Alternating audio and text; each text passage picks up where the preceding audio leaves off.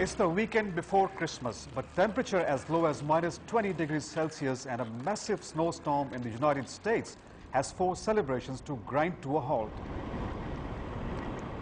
The Polish police say 47 people have already died after freezing to death since the beginning of December. And in London, Eurostar, the rail link between Britain and France, suffered a series of breakdowns that trapped thousands of underground travelers for hours. So far, more than 50,000 passengers have been affected. And across the Atlantic, in Boston, travelers are trying to get to their destinations before the holidays. About 10 inches of snow had fallen in Massachusetts. About 7,500 power outages have been recorded because of the blizzard.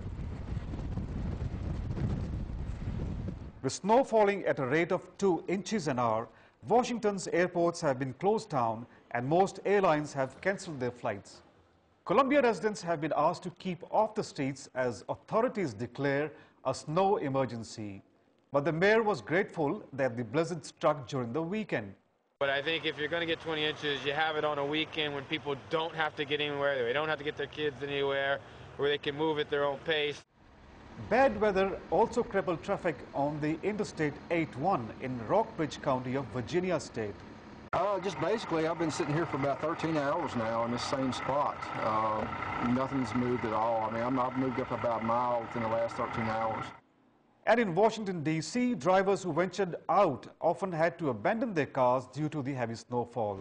With the storm not showing any signs of easing up, Christmas in Europe and the United States may not be as merry as people hoped it would. Masror Hussain, Dawn News.